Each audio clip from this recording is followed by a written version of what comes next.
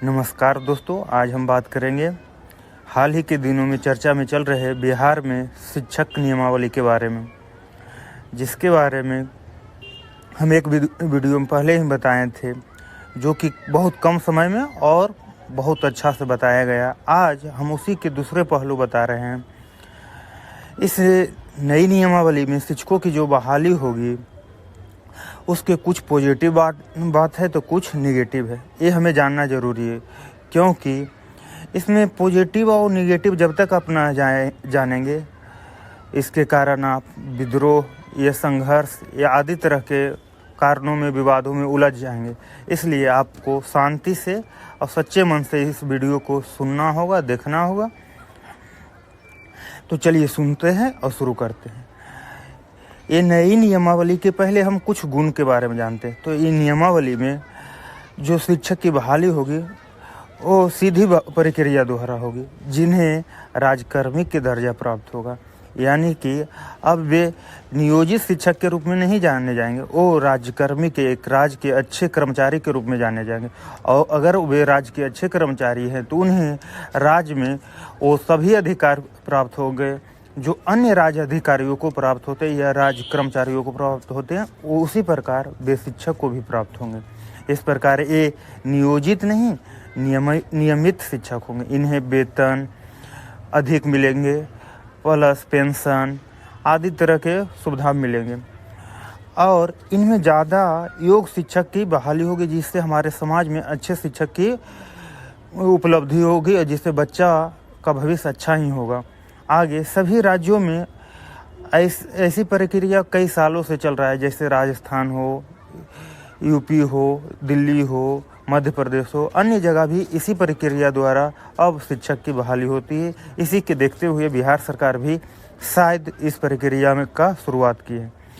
इस प्रक्रिया के माध्यम से समाज में शिक्षक की महत्व अधिक होगी, जिससे शिक्षक समाज में गर्व के साथ रह सकते हैं। उन्हें ऐसा न लगेगा कि हम समाज के नाम पर एक कुर्सी टोर शिक्षक या बेरोजगार या लालची या कामचोर शिक्षक के रूप में है।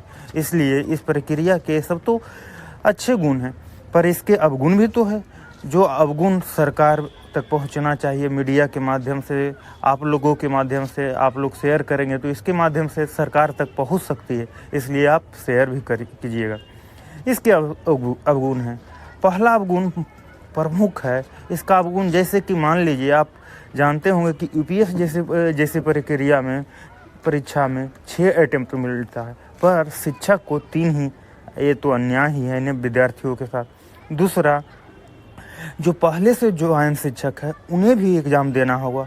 अब सोचिए, जो रिटायरमेंट के कगार पर होंगे या जो बहुत 17 साल 15 साल पहले शिक्षक बने हैं, अगर उन्हें फिर से शिक्षक के लिए तैयारी करना होगा तो उनको समाज में एक धब्बा का रूप में देखा जाएगा अगर वे फेल हो जाएंगे। ऐसा क्यों? क्योंकि उन्हें ऐसा माना जाएगा कि उस समय ये तो घूस दे के या किसी प्रकार के लोभ से ज्वाइन किए, जो कि आज वो सफल नहीं हुए, इसका एक प्रमाण मिलेगा।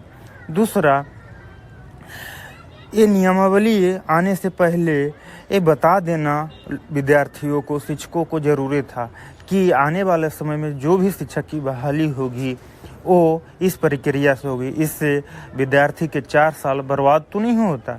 इसलिए जो ईमानदार बच्चे या विद्यार्थी या आवेदक शिक्षक बनने के लिए उत्सुक थे, उसे इस नियमावली में फंसना तो ना पड़ता। फिर इस प्रक्रिया से एक और शंका है कि बहाली में शायद देरी होगा, क्योंकि इसमें अगर कोर्ट चल गया, परीक्षा पर हो रहा है तो अगर परीक्षा पेपर लीक हो गया, आदि तरह की समस्या बिहार में देखने को मिलती। चाहे बीपीएससी की हाल ही में परीक्षा में देखिए, जो एसएससी का था, यह बीपीएससी मेंस का ही परीक्षा था, जो कि रद्द हो गया क्योंकि पेपर लीक हो गया। तो जब बीपीएससी का पेपर लीक हो सकता है तो सुपर टेट या बिहार शिक्षक का पेपर भी तो शायद होने की संभावना बन ही रहती है। अगर लीक हो जाएगी तो जिससे बिहार के शिक्षक या आने वाले समय में इस परीक्षा को फिर से रद्द किया जाएगा और शायद फिर एक परीक्षा लिया जाएगा। इससे विद्यार्थियों कितना बार परीक्षा देंगे, जिससे विद्यार्थियों को दुख हमेशा बना रहेगा। इस तरह की व्यवस्था को सरकार या शासन इसे सोचे समझे और इस पर पुनः विचार करे और फिर विद्यार्थियों को साफ सुथरा शब्दों में बताए कि इस तरह का प्रक्रिया होगा। इसमें पूरी तरह से साफ से परीक्षा ली जाएगी। धन्यवाद।